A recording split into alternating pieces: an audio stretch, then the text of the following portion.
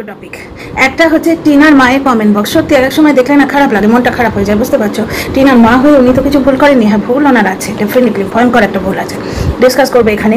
আর টিনা কেন এই জায়গাটা ছেড়ে চলে গেছে তার একটা রিজন ওই ভিডিও থেকে তুলে তোমাদের বলবো। অনেক রিজন আছে, যেমন ওই ফ্ল্যাটে থাকার সময় ওরা বলছিল না ফোকলার সঙ্গে সংসার করবে, ছেলের কথাটা মিথ্যে না।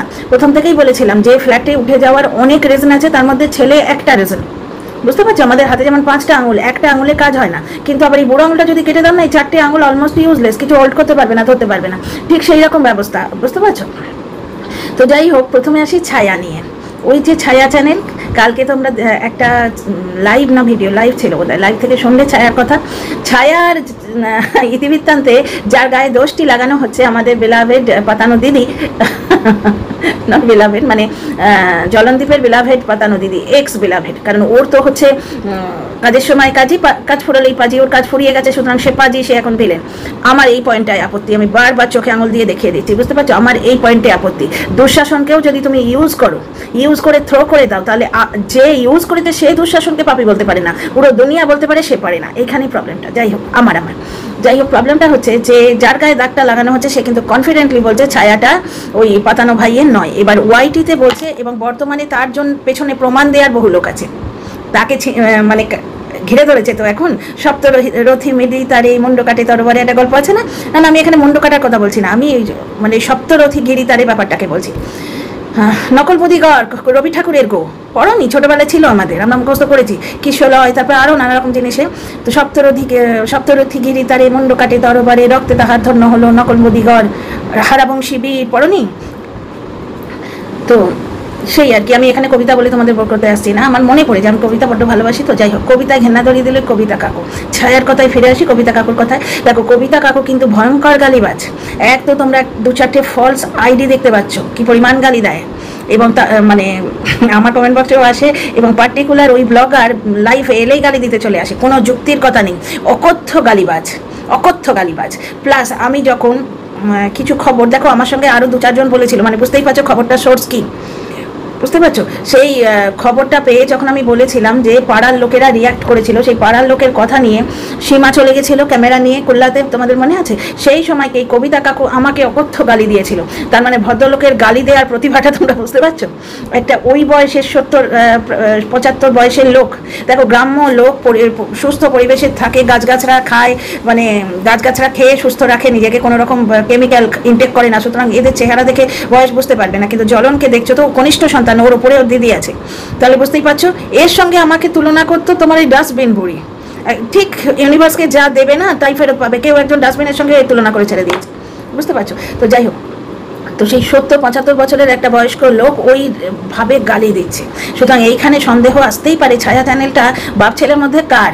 আর দ্বিতীয় কথা, পাতানো দিদি যখন এত কোমর কষে বলছে, এত কনফিডেন্টলি বলছে, ওয়াইটিতে প্রমাণ তো আসতে বাধ্য, প্রমাণ আসবে ঘুরে ঘুরে। তো ওয়াইটিতে যখন সব কিছুই বেরোবে তখন আমরা জানতেই পারবো। তো এই জিনিসটা তো সীমার থেকে ভালো কেউ জানে না, যার জন্য সীমা নিজের জন্মবৃত্তান্ত বলো, তারপরে কাজলা মাগো তোমার কাজলা দিদি কই, সেই জায়গাটাও বলো, সব বলে রেখেছে। ওকে ব্ল্যাকমেল করার কিন্তু কোনো জায়গা নেই, কারণ ও জানে যে প্রফেশনে ও এসছে সেখানে কোনো একটা জিনিস ফাঁক ফোকর থাকলে লোকে বাঁচতে দেবে না, বুঝতে পারছো? সুতরাং ছায়া তুমি কার, ও গো ছায়া তুমি কার, ছায়া সঙ্গী না সঙ্গিনী।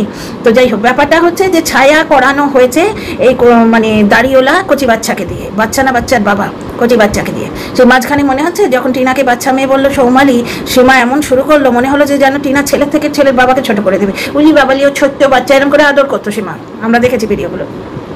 আচ্ছা, এই ছায়াটা নাকি ওকে দিয়ে করানো হয়েছে, কে বলছে? পৃথিবীরা বলছে। 2 পৃথিবীর সঙ্গে সবচেয়ে কার ভাব? বকের। তাহলে চক্রান্তগুলো তোমরা একটুখানি মানে মাথায় ঘিলু আছে তো নিশ্চয়ই সবার আমাদের, তো একটু ভাবলেই বুঝতে পারবে।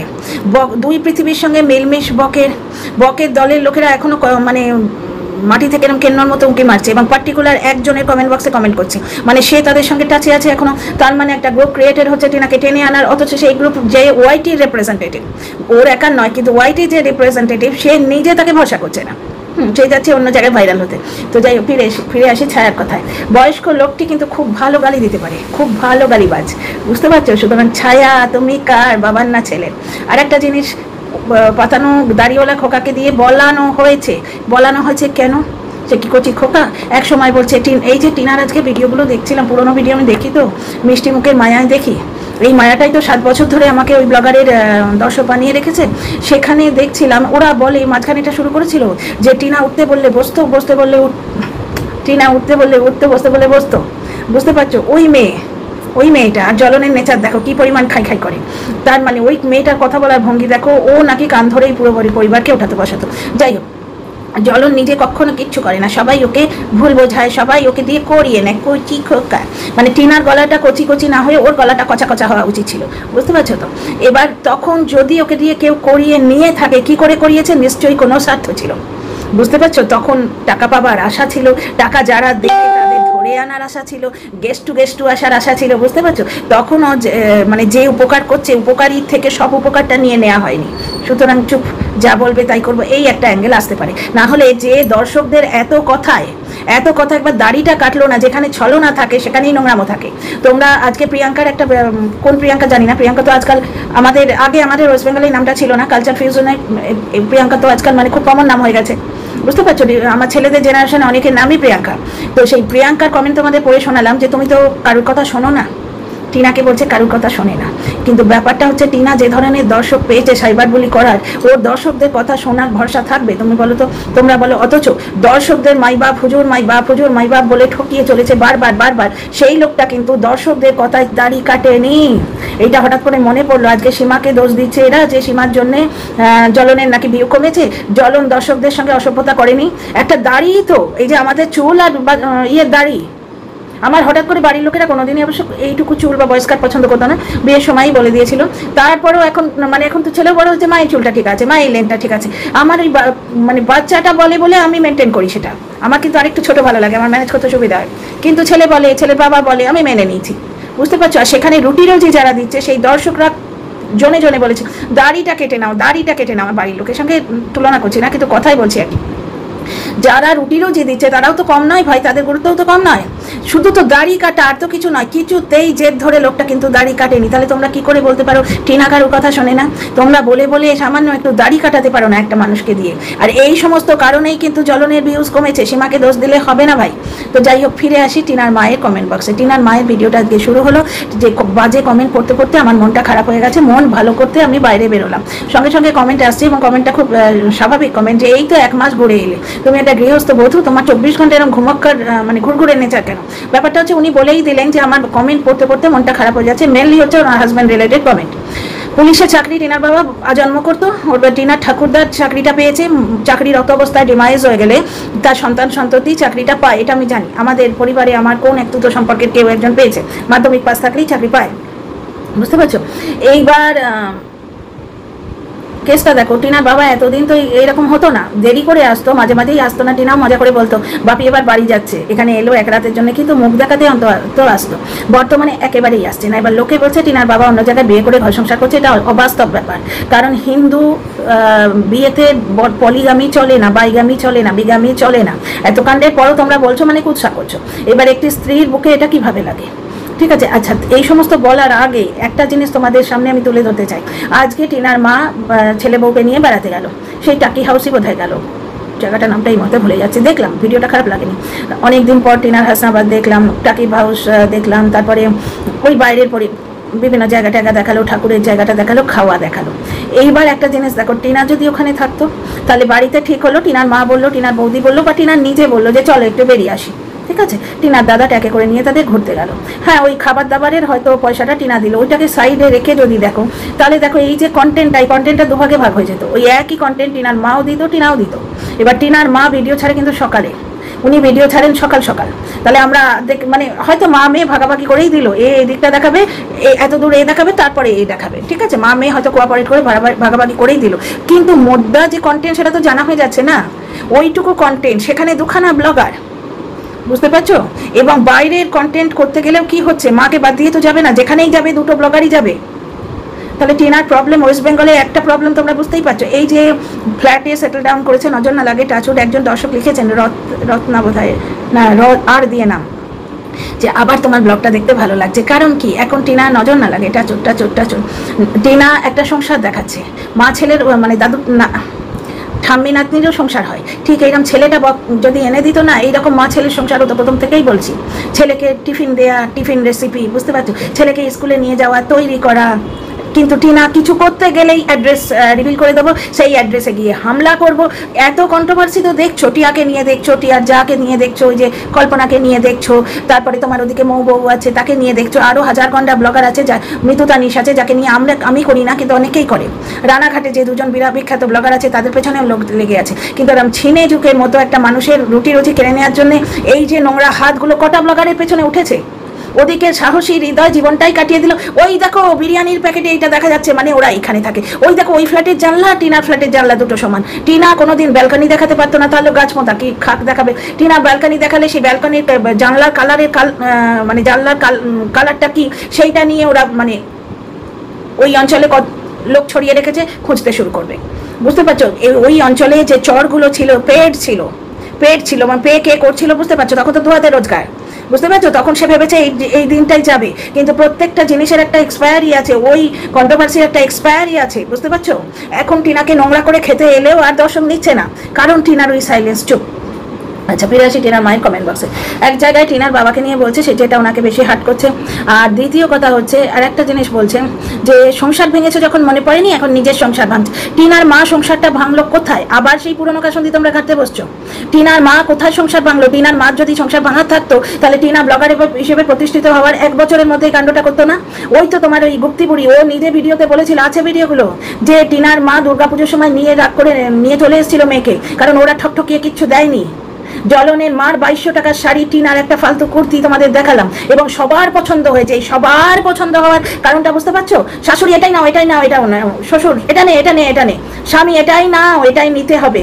গৃহবধূ সে 18 বছরের মেয়ে, সে কি করবে? মানিয়ে গড়িয়ে থাকা, প্লাস নিজেদের মনটাও হয়। শ্বশুর বাড়িকে তো আমরা আপন হিসেবে ধরি না, আমরা তো গাছ, আমরা কলমের গাছ, আমাদের গোড়া শুদ্ধ তুলে নিয়ে গিয়ে আমরা এক জায়গায় শেকড় ফেলাই, তাদের আপন বলে জানি, বুঝতে পারছো। তারপর গোড়া শুদ্ধ তুলে নিয়ে গিয়ে আর একটা জায়গায় পুঁতে দেয়, সেখানেও বর্ষাকালে স্বামীর স্নেহের বর্ষায়, ভালোবাসার বর্ষায়, শ্বশুর শাশুড়ির ছিটে ফোটা বর্ষা হলেও হবে, একটু কিছু হলে সেইখানে আমরা শেকড়টা ফেলাই। এই বর্ষাটুকু না পেলেও লোকে শেকড় ফেলায়, শেকড়টা ছড়ায়। টিনা প্রথম দিকে ওইভাবে আগলেই কিন্তু ব্লগ করতো। আচ্ছা, টিনার ব্লগের মানে পুরোনো ব্লগ আসছে, রিমিক্স তুলে দিয়েছি, দেখো দেখিনি কীভাবে পাল্টি পিসি মেয়ের ভিডিও ব্লগও করেছে। আর ওই পাল্টি পিসিও কিছু জন্যে হয়তো কোনো কিছু তো আছে নিশ্চয়ই, কীরকম স্ক্রিপ্টেড কথাগুলো বললো এর এগেনস্টে, অথচ ওরা আসলে কি বলে রেখেছে টিনার বাবার কলের ঘর থেকে জানতে পারছো। আচ্ছা, একটা পয়েন্ট তোমাদের তুলে দিলাম, যে ওই যে টাকি হাউস, ওই যে বেড়াতে যাওয়া, সব কিছু 2 ব্লগারের মধ্যে ভাগাভাগি হয়ে যেত, সেইটা নিয়ে হালকা টেনশন, তুই দেখালি কেন, তুমি দেখালে কেন, তুমি আগে ব্লগ ছাড়ছো, তুই আগে ব্লগ ছাড়ছিস, বুঝতে পারছো, হালকা টেনশন। টিনার মার কিন্তু একটা মডারেট ইনকাম হয়, নজর না লাগে, উনিও ভালো থাকুন, একটা মডারেট ইনকাম হয়, কারণ পার ডে কিন্তু 1500 মতো ভিউর ওনার হয়। আমরা নিজেরা পাই তো, মানে হয়তো সেই লেভেলে পাই না, কিন্তু নিজেরা তো অ্যাডসেন্স অ্যাকাউন্ট হ্যান্ডেল করি, সুতরাং ভিউজ দেখে কিছুটা আন্দাজ করতে পারি, কিছুটা হয়, ওনার হাত খরচটা চলে যায়। এইবার উনি যদি মেনটেন করতেন ব্যাপারটা, যে না বিবাহিত মেয়ে বাড়িতে এসে আছে, যদি মেনটেন করতেন ব্যাপারটা, তাহলে টিনার পক্ষে এত অসুবিধা হতো না। দেখো, কোনো মানুষকে ভালোবাসা একটা জিনিস, কিন্তু তাকে মগডালে তুলে অন্য মানুষকে অত্যাচার করার লেভেলে পৌঁছে দেয়া ঠিক নয়। ধরো 2 ভাই বোন, ননদ বৌদি ছেড়ে দাও, ননদ ভাই বউ ছেড়ে দাও, বৌদি তো হলো, আজকে 2 ভাই বোনও যদি হয়, 2 ভাই যদি হয়, মা একজনকে একবারে এত ওপরে তুলে রেখেছে যে অন্যজন একবারে ব্রাত্য ফিল করছে বাড়িতে, যে না আমি কিছু করলেই এর মত নিতে হবে, এ সব থেকে বেশি ইম্পর্টেন্ট। এ যদি কিছু বলে তাহলে বাড়িতে অশান্তি হবে। অশান্তি করার যে হকটা, বাইরের মেয়ে ভাবার দরকার নেই, সে বাড়ির মেয়েই হবে, কিন্তু বাড়ির মেয়ে কখন হবে সে যখন বাড়ির লোককে মানিয়ে গুছিয়ে নেবে। বাইরের মেয়ে এইভাবে এসে সে অকাত পাবে কেন? সে তুমি বাড়ির মানুষ হও, ঠিক আছে, তোমার ননদের একটা প্রবলেম হয়ে গেছে, সে প্রাণপণে চেষ্টা করছে নিজের অন্য একটা আস্তানা করার, সে তো ঘাড়ে এসে বসছে না গো। তাহলে সেই মেয়েটি যখন সেটা বুঝছে না, বোঝাবার দায়িত্ব কার? 2 ভাই বোন, এখানে ননদ বৌদি বলেই মনে হচ্ছে বিশাল একটা সম্পর্ক, খারাপ সম্পর্ক, কিন্তু 2 ভাই বোন, 2 ভাই হলেও সিনটা একই হয়। তোমরা ওই সিনেমাটা দেখেছো কি, কাপুর অ্যান্ড সন্স? ওখানেও দেখবে ওই যে পাকিস্তানি, আমার এই মুহূর্তে মনে পড়ছে না, বেশ ভালো দেখতে, স্মার্ট দেখতে, পাকিস্তানি একজন, ওই যে খুব ভালো সিনেমাটা হলো না লাস্ট, রণবীর কাপুরের দোয়াও মে ইয়াদ রাখনা, ওই সিনেমাটাতেও যিনি ছিলেন, উনি প্লাস আমাদের ভেরিয়ন ওই ছিল, খুব লম্বা একজন হাঁটাকাটা আছে, এই 2 ভাই ছিল। তার মধ্যে ওই বড় ভাই, দুজনেই লেখক, বড় ভাইকে মা রত্না পাঠক বেশি ইম্পর্টেন্স দিত, কারণ সে কামাতে শুরু করেছিল। কাপুর অ্যান্ড সন্স বলে যে সিনেমাটা, ওইখানেও দেখো দুই ভাইয়ের প্রবলেম, কিন্তু এই মা একজনকে বেশি ইম্পর্টেন্স দিয়েছে আর একজনকে দেয়নি। এই নিয়ে মানে ব্যালেন্স করে চলতে হবে, বুঝতে পারছো তো? কাউকে পাত্তা দেবো বলে তাকে একদম মগডালে তুলে দিতে হবে না। হ্যাঁ, ননদ বাড়িতে এসছে, তার একটা অঘটন ঘটেছে, সে সাধ করে তো আসেনি। প্লাস টিনার দাদার বিয়েটা টিনার জন্যই হয়েছিল। টিনার বাবা নাকি মানে এগুলো হয়তো কিন্তু পরন্তু উড়ো খবর, টিনার বাবা নাকি পছন্দ করেননি। এটা প্রমাণ হিসেবে এইটুকুই বলতে পারি, টিনার দাদা মাঝে মাঝে টিনার শ্বশুর বাড়িতে যেত। লাস্টের দিকে দেখবে এই ব্লগ আসবে, এলে কিন্তু আমি তোমাদের রিমিক্স করে দেখাবো। এইবার একটা জানিস দেখো, ঋত্বিক রোশনের ওয়াইফ সুজেন যখন ফট করে ডিভোর্স চাইলো, তখন অনেক রকম রিউমার হলো। 19 বছর বিবাহিত লাইফের পর ডিভোর্স চাইলো।